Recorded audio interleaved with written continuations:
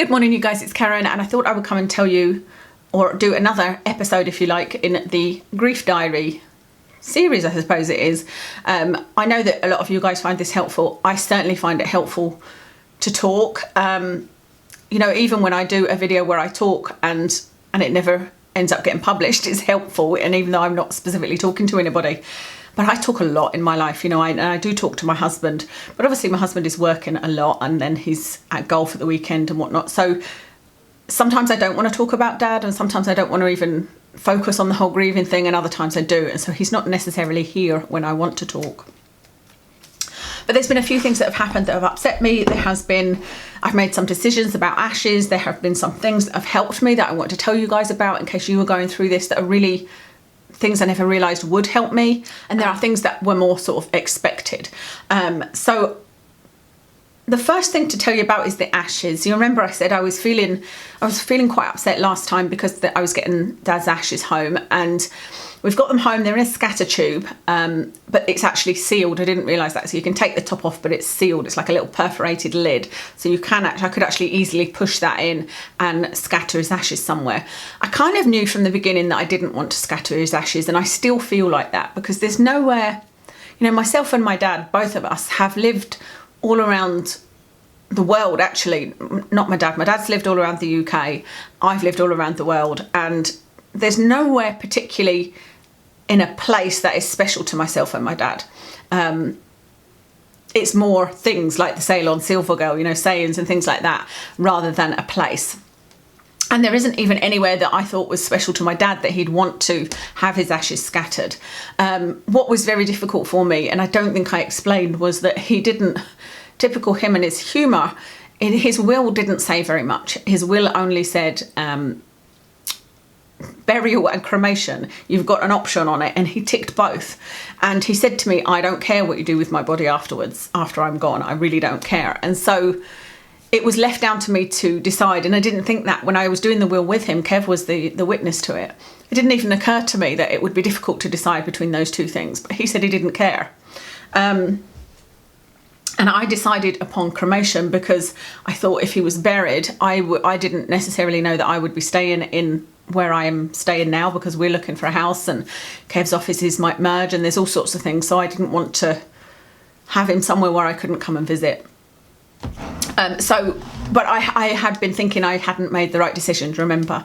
So I got his ashes. I left them on top of the bureau for a while, and I would talk to him as I went past, you know, like on Father's Day, I said to him, Happy Father's Day, Dad. And when Watson got ill, I was like, Dad, I went up to him and was like, Dad, if you could just please look after Watson when he's in hospital and keep an eye on him, you know, if you're up there, if you could keep an eye on him, that'd be great.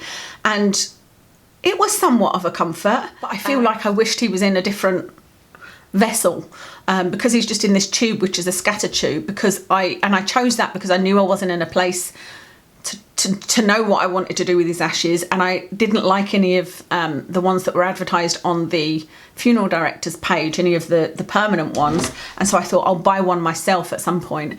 I still haven't found one that I want, but then I still don't know where I would put him, if you know what I mean.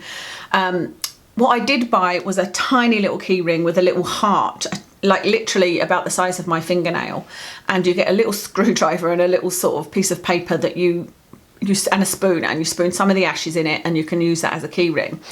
So I ordered that. I arrived and I just put it on top of the ashes, because I said to Kev, I'm just not ready to, you know, break that seal and see what Dad looks like, if you like, what the ashes are like. Just a word, actually, in case the person's watching that left this comment, please be thoughtful about your comments, because although they may seem benign, they could be really upsetting. This one wasn't upsetting to me, but I can imagine it could be to somebody. Some people keep ashes. Some people keep them in a nice box with photos on and everything, and that's something I may well do.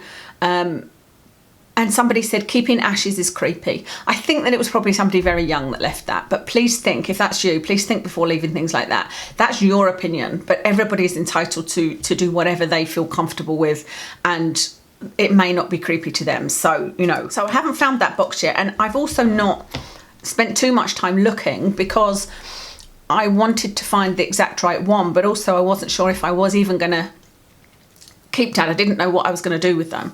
I think what I decided And I feel very comfortable with this. And I think that you can tell when you've made the right decision when it feels right, you know, when you feel very comfortable with it, is that I would really like to bury his ashes.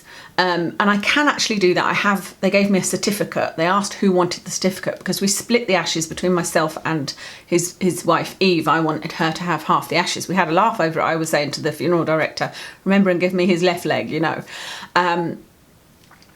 Because Dad would have loved that. You know, that's the kind of thing he would have been joking about. So I've got the certificate, I can bury them. Where I live at the moment, I don't have any grass. I have a back and front garden, but it's all paved and it's not somewhere you could bury anything because there's a garage underneath us.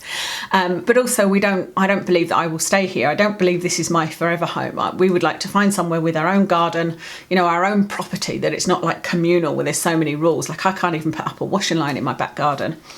And so I don't know where that burial will be. I don't want to bury him in Edinburgh because, like I said at the beginning, I don't know whether we'll stay in Edinburgh. To find a house with a garden, we're probably going to need to move outside of Edinburgh. We may at some point move nearer to Glasgow because I love Glasgow, and Kev's has got another office. His company's got another office there, and they may end up merging and being through in Glasgow. So I wouldn't want to be that far away from, you know, wherever I buried him, and you can't just change your mind and like go somewhere else.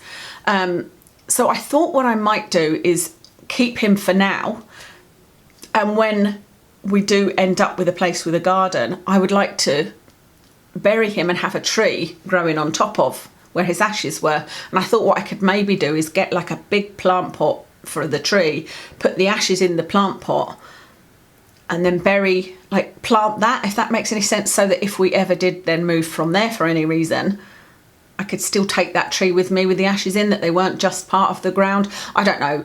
You guys can advise me. I don't know the ins and outs of burying ashes, because it may be that you have to do it, you have to dig down a certain amount of feet or something like that, you know.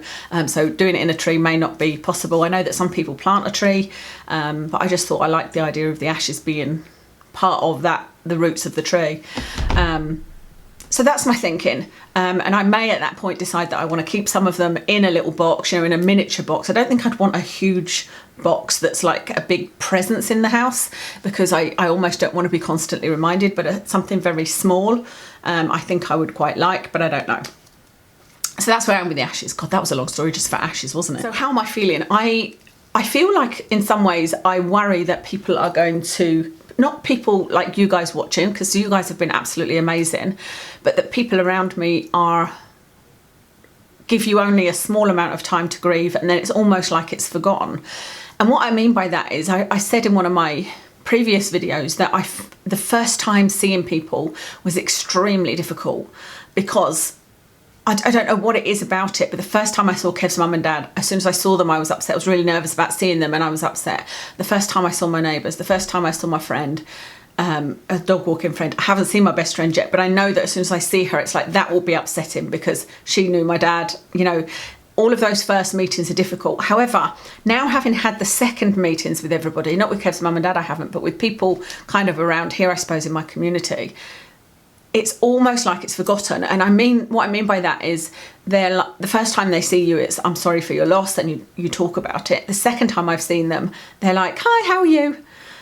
As if you would be fine. Not, you know what I mean?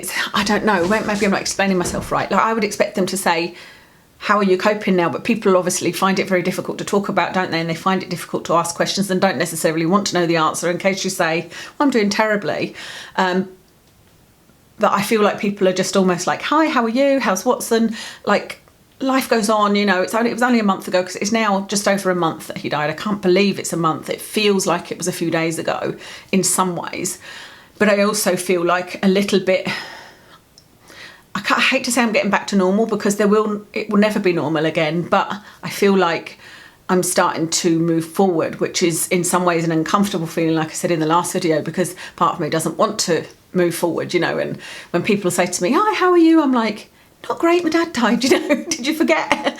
But then you've got to move forward, you know. So I don't know, like I said, it makes me anxious that maybe people won't understand that you need more time to grieve, and that there may be a day that I completely am sobbing and collapsing in tears 6 months down the line. But I think the people that matter will understand that, you know, because when I've had these moments, you know, sorry, I know I'm playing with my hair a lot. That is probably a comfort thing, isn't it? They say when you're touching your hair, it's a comfort thing. When I've had these moments, when I've told my best friends or I've told Kev, they have both been like, you know, this is understandable. It's early days. You know, you've got, like I said to Kev, well, how long do I get to hold the grieving card then? Because he'll always say, we used to say, you've got the sick card, you can choose what to put on the TV. And then he said, right, you've got the card. He didn't even call it anything. And so I've started saying, I've got the grieving card. And he's like, you can watch whatever you want on TV. We'll watch whatever you want. And I said to him the other day, so how long have I got this grieving card for then? And he said, oh God, at least 6 months, you know. And so he reminds me of that whenever I say, oh, this happened, you know, he'll go, it's early days, it's only been a month. And so I think the people that matter will understand. Eve is doing really well, by the way. A lot of you have been asking about Eve, and she is doing amazingly well. I haven't seen her for a couple of weeks now because, remember, I saw her practically every day for the first little while, but we got carers in place, we got food deliveries in place. I organised a subscription for her TV Times, which she just absolutely loves because she can see which things have got subtitles on. And, you know, we organised a lot and there was a lot of things to do. And then I've had to kind of get back on with things. And obviously my dog Watson has been ill and, you know, there's been lots of going on and my health has kind of gone downhill again. I'll tell you a bit about that. Most days I would say that I'm starting to feel more like myself. That's a better way than saying it, than normal. I'm feeling some of my humour even coming back. You know, I did something on Instagram where I was showing that I'd put my fake tan on. This was yesterday. I put my fake tan on and it was only up to here because I had a migraine, so I used my forehead stuff, which took all the tan off there. Then I went out and it was raining, so I put this kind of cotton hat on that went up to there, so I had self-tan but a big strip here. And I can feel myself finding amusement in life again, which is really, really good. But I think there'll still be down days. So not the weekend. Was it the weekend just gone or the weekend before that? What day is it? The weekend, no, this weekend I was fine, but the weekend before that, so 2 weeks ago, that will have only been like 2 or 3 weeks after, I had a weekend where I was concerned and I said to Kev, perhaps I need to look into having antidepressants. Perhaps it's time to consider something like that. And he was like, it was 2 weeks ago or it was 3 weeks ago. Like, I think you're fine, you know. But what it was, the reason was, in the first couple of weeks, I found myself like sobbing uncontrollably and just feeling really depressed for the first couple of weeks. That particular weekend, I wasn't crying the Saturday, Sunday. I just felt flat. And I might have already told you this, I just felt like there was no point doing anything. It was like, and there's nothing that excites me. You know, I was like, I don't want to get showered and dressed. I'm not interested in putting my makeup on. I'm not looking forward to going for a walk with Watson. Nothing seemed worth it. And I thought I'd feel better by the Sunday and I didn't. But I did then feel better by the Monday. And as the week went on, I felt a lot better. There's been triggers. So I feel most of the time for this last week or so, I feel like I'm more myself and I'm getting on with things. And I'm even maybe pushing things down a little bit.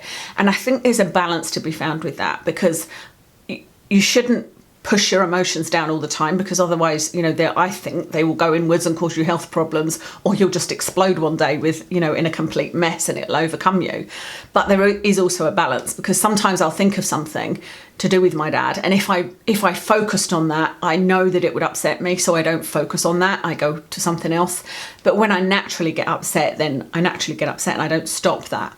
And there have been triggers that have been ones I wouldn't have thought of. So for example, yesterday I went to Asda, and I've been to Asda many times since he's died, but I went to Asda and I happened to go down the aisle with all the magazines on and I went, oh, crossword books. Now for my dad's birthday, Christmas, Father's Day, etc., or just sometimes I would buy them anyway, I'll buy him crossword books because he loves them.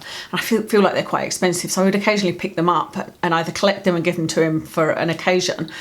And I saw them and went, oh, I bet. And then I was like, as soon as I sort of had the thought, I realised I was never going to need to buy a crossword book for him again. And that really upset me. And I came home, was crying my eyes out, and Kev was like, you know, this is going to happen. So that was one trigger. The other one was Watson, my dog, has been very ill this week. He was in hospital Monday overnight. He's only been in hospital 2 other times, and both of those other times I phoned my dad bawling my eyes out. It's almost like that little girl thing comes over you when you're really upset. The same as when I split up with Kev, because we split up when in the very beginnings, I'm talking 17 years ago, and I phoned my dad. You know, when I'm really, really upset, I would phone my dad, and I couldn't phone him and say that, you know, he's in hospital, Dad, and I'm really worried about him. But even more than that, it wasn't then I got upset, it was actually on the Tuesday when I updated everybody that he was out of the surgery and he was fine. I was like, I just suddenly got really, really upset because I was like, I can't let my dad know that he's okay, you know, and that's normally, he would be part of the people I was updating. And so I found that really upsetting. And then one other thing was something that Eve said, which I'm sure she didn't mean to be upsetting, and I totally understand what she means, but she said, we text backwards and forwards every day, even though I haven't seen her.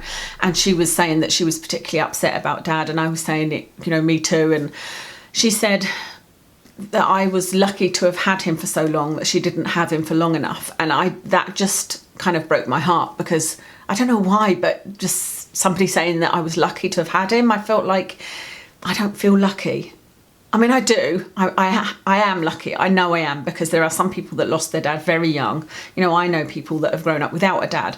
I grew up a lot of the time without a mum, so I know exactly what it's like to not grow up with a parent.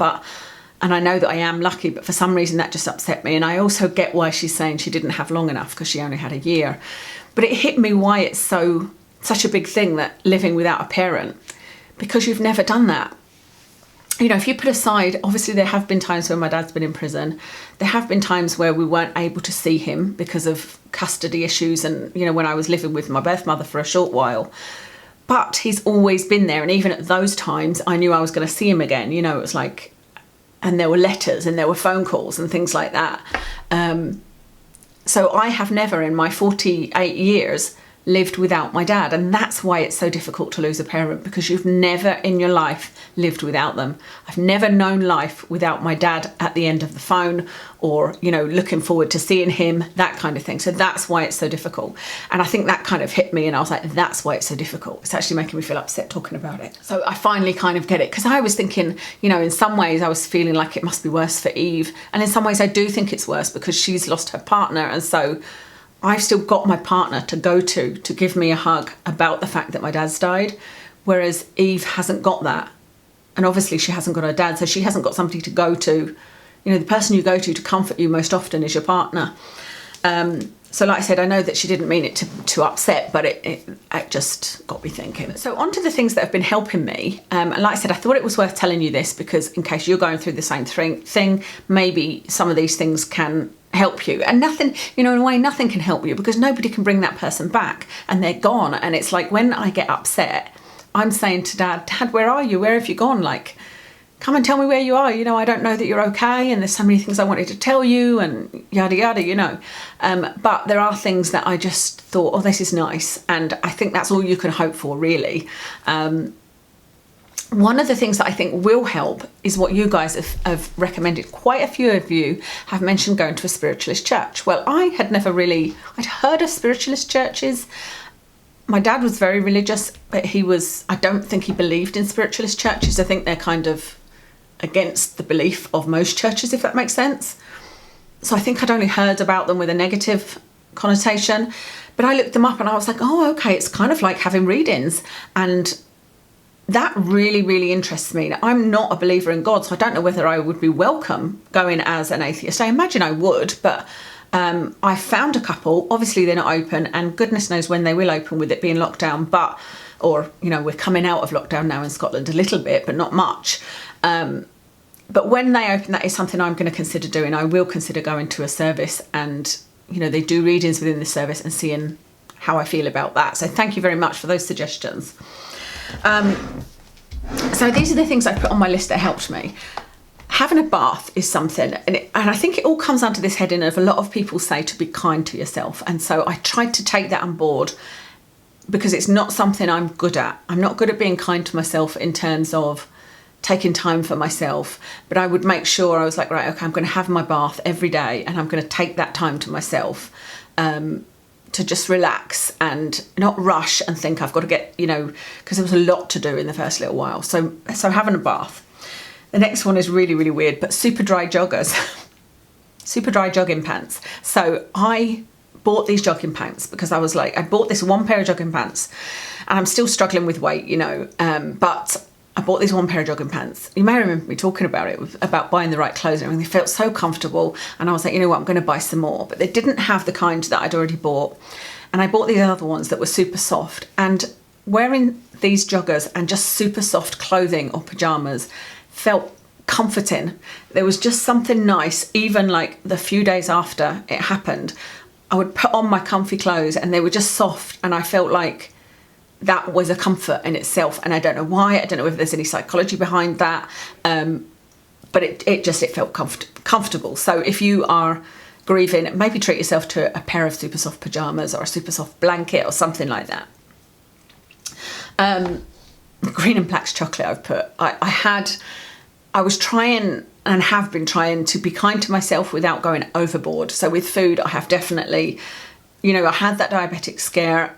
Then when sorting out my dad's stuff, I took 2 bin bags full of medication to the pharmacy and vowed at that point that I will not live a life like that. And that medication was for his diabetes. There was obviously insulin needles and whatnot, for his heart, and for his diabetic neuropathy and all sorts. And so I thought, I've already had the diabetic scare and I said I was going to change. I did. Then lockdown happened and I kind of relaxed. Then Dad happened just as I was about to start, you know, being healthier again. So what I've been trying to do is be kind to myself, relax the rules a little bit, but not go overboard. And so I've been having a few ice creams here and there for one thing, and a few crisps and a little bit more alcohol probably than I should have, you know, like having it on weekdays as opposed to just saving it for weekends. I'm definitely going to change that around. Next week I get an exercise bike delivered and I will do a review of it for you guys, because it's a company that delivers all over the UK, and it's a really interesting machine. They do X-Gym equipment, and it's a hybrid bike I've got, so I'll show you it and tell you why I'm using that, etc. And yeah, one of the other things I was going to say was, so Green and Black's chocolate specifically, my friend bought me. She was sending me care packages, bless her, like 3 days in a row I got packages from her. I got some of the Bacardi that I love, which is Bacardi Gold, and then she got me these Green and Black's chocolate, and there's some bath stuff. The Green and Black's chocolate I just thought was nice because it's good for you chocolate, you know, it's 70%, and I found it a comfort to have a little bit of sugar, which is what I try to avoid normally. Hot water bottle. Heat seemed to be something that would really comfort me, but I think that that's because heat has always comforted me. It's something historically that I've found a comfort, because I only really ever used it for pain, and so I would use it for stomachache, you know, I've always had period pain, and I would use heat on my knees, I've used heat on my neck, and so heat in itself, just making myself a water bottle, that felt comforting. I don't know whether it was because there was something very close to you that like I said, you get warmth from, or I don't know, but I found that comforting. I did do a few face masks. Again, that felt nice. Like you guys all kept saying, be kind to yourself, and it really does apply. It really does help, you know, doing little things like that. It sort of almost reminds you that you've got to look after yourself and you're still here. And then laughing, and I was like, but you really don't feel like laughing, or I didn't, after the funeral. I think between him dying and the funeral, we did have a lot of laughs, even with Eve, because we'd talk about what my dad would be saying and how he'd be joking about it, and he was very jokey, and so it was okay to laugh, but then we'd be crying and then we'd be laughing, and you know. But afterwards I felt like if I was laughing at something that wasn't related to Dad, I kind of felt guilty, like, oh, I shouldn't be laughing. But it was also kind of my saviour. And the thing that made me laugh was, firstly, my friend sent me this video from, I'm going to ask her if I can put it in here actually, because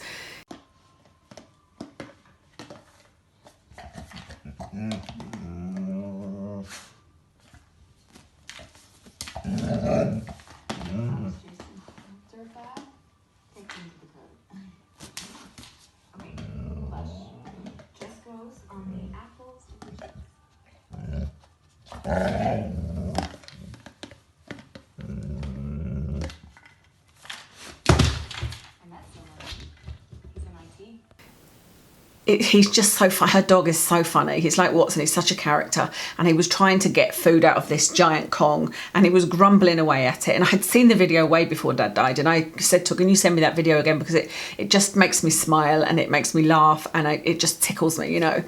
And so I was watching TikTok animal videos, and in particular one called Tatum. Tatum is, I think he's a pit bull. And the guy does a voice, and it's so funny. It's like exactly what I imagine Watson would be saying. And so find something comedy-wise, whether it's Facebook, just look up animal videos or funny videos, whatever you would find funny, that really helped. I think what helps Eve is very different to what helps me. So you guys might find that people help you, that surrounding yourself with family and friends helps you. That's not something I've found helpful personally, because I think Eve would want a lot more company on days where she's feeling down about Dad and I am. I think she would feel like it would be better if I went over and sat and talked about him with her and cried and whatnot. But that is not something that would help me. I have done that with her, but that's not something I find comforting. Even talking to Kev has to be at the right time, and it's not normally when I'm upset. When I'm upset, I have a cry, he gives me a cuddle, that's it. But for me, if I'm thinking about Dad, I want to be on my own, and I go off and go for a walk. I didn't put it on here actually, but walks. I've gone for a lot of walks even without Watson, which is not something I ever did before. But particularly, I'm not sleeping well, so waking up early, I would walk along the breakwater, and it was nice and peaceful, and I would just think it through and have a cry, and that helped me. But some people, like I said, for Eve, she said the more company she's got, the more she can talk about life in general, mention my dad, that is good for her. I'm actually finding it really difficult to go over and see her, which is another reason why I haven't seen her quite as much. But to me, now when I drive into his close, all I remember is that day when he died. That's the memory that I have. And then every time I go in the flat, of course, Eve is changing things around, and it's less and less Dad. And it was Dad's flat, for 17 years. And myself and Kev created that flat for him. Like, we literally furnished it, put the carpet down. I did the living room carpet, he did the bedroom carpet. We put flooring in the kitchen. We literally did everything. And so every time I go over there, it's less and less Dad. And I find that difficult. So that's probably an element of it as well. The last thing I wanted to briefly mention, but I'm going to do a separate video on this health-wise, is I had what I thought and still think could be a health-related effect. Because everything I looked up says that you can get physical symptoms from grieving. Obviously you can, because you cry, your eyes can get sore, you can go off your food, because everything's linked to your brain. The day after my dad died, I started bleeding. Just assumed that it was a heavy period, but my history with periods is difficult because I've got polycystic ovary, I've got endometriosis. I used to have very, very heavy periods years ago. But they wouldn't be very often. They would maybe be every 2 to 3 months because of the polycystic ovary.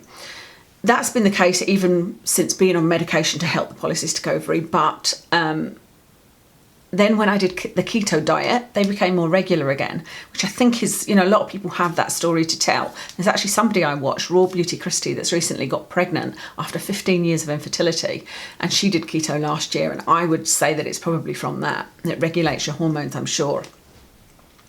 So I was a bit, when I started bleeding, I thought, well, this is ironic, and I remember saying to Kevin, God, this is all I need now. I'm heavy bleeding and I've got really bad stomach cramp. The endometriosis hasn't been as bad. It seems to have got better with age. I did have an operation for it, but it's got better with age. But I thought, now I've got really bad cramps. So I've had that and it has never stopped. And so this is now week 5.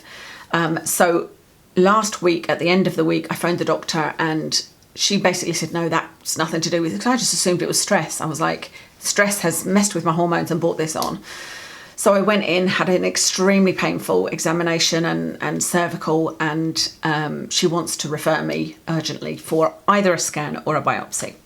So I do still believe that may well be related to what happened with Dad.